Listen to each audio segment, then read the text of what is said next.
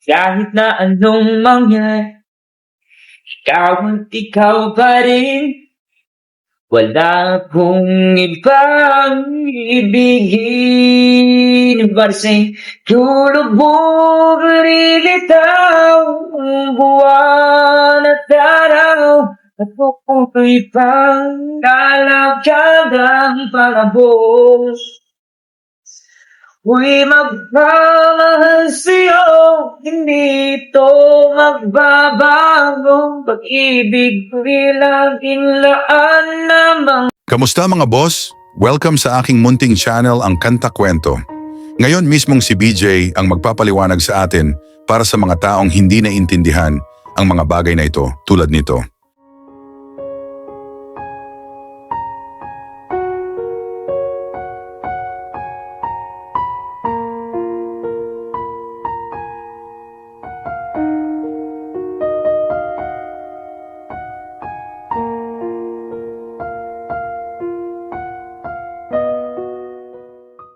Bago tayo mag-start, kung bago ka pa lamang dito sa ating channel, hinihiling ko po muna ang inyong pag-subscribe bilang suporta at paki-comment kung nasaan ka ngayon upang malaman ko kung hanggang saan nakaabot ang kwento natin.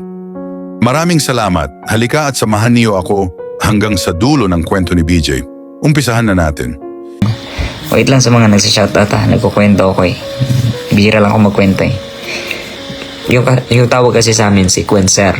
Yung sequencer is yung sequencerista is yung may instrument ka, either keyboard or guitar. Tapos yung accompaniment mo is tracks, yung MIDI na piniplay mo sa computer. Yun yung tawag dun -2. Kasi yung -1, vocals lang yung wala. Pero yung -2, walang vocals at saka walang guitars. Yun yung ginagawa ko sa mga tracks ko. Pero meron naman akong tracks na may guitars. Pero madalas wala. Almost wala. Kasi piniplay ko siya ng live. But salamat po sa support of Sweet Notes Music. God bless you. Yun, yung tawag sa amin, sequencerista. Iba yung nagbibidyoke lang. Kasi yung mga nagbibidyoke, wala yung mga instruments. Yung sa amin naman, yung sinasabi nila, nagbibidyoke lang daw kami. Iba din po yun. Kasi pag nagbibidyoke lang, magbibidyoke ka sa videoke machine, wala ka namang instrument na ginagamit, diba? Tapos kompleto yung lahat.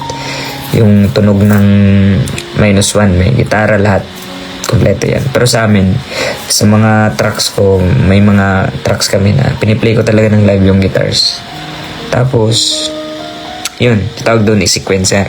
May isa akong ninong sa Jensen dati na marunong talaga mag-sequencer. Gitarista siya, sa Kuya G. Ford.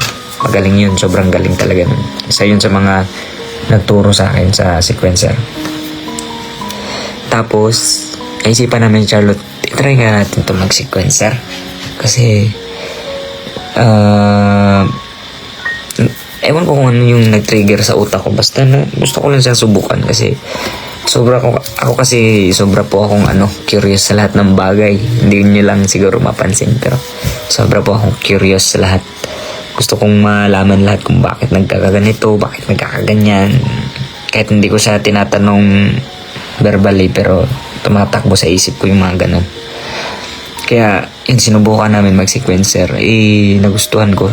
Nag-edit na ako ng mga MIDI. Ginagawa ko siyang pangit pa yung MIDI namin dati kasi wala pa akong wala pa akong idea. Kulang pa ako sa research. At saka kulang pa yung gamit ko talaga. Yung computer ko is dual core. So hindi ako makapag-install ng magagandang mga software. So yung pinaka-software ko talaga yung mumurahin kumbaga. Yun, tinubukan namin.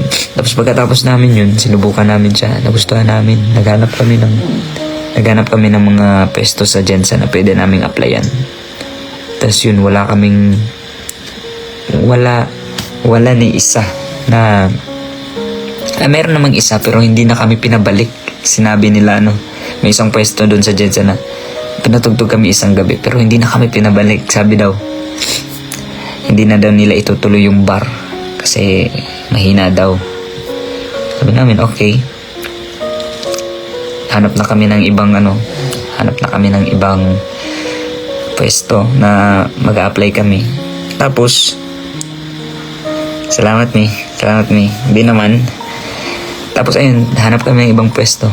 nabalitaan namin mga few weeks ago, hindi pala nagsara.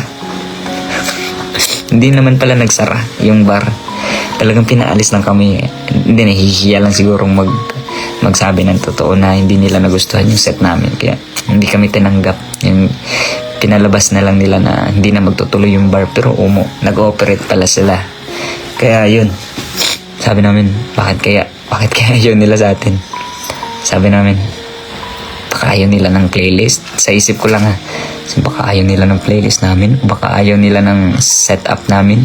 Kasi wala pang medyo ganong meron naman pero konti pa lang sa Jensen nung araw. Yung may gitara, tas sequencer.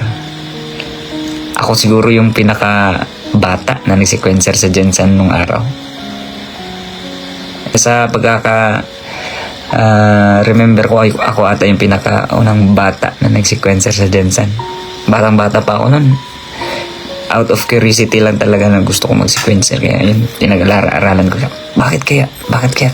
Hindi tayo tinanggap. Sabi ko ganun. Baka hindi nila nagustuhan yung playlist namin, or baka ang boring siguro pag dalawa lang. So ayun kami, balik na lang siguro tayo sa full band. Kasi walang patutunguhan to.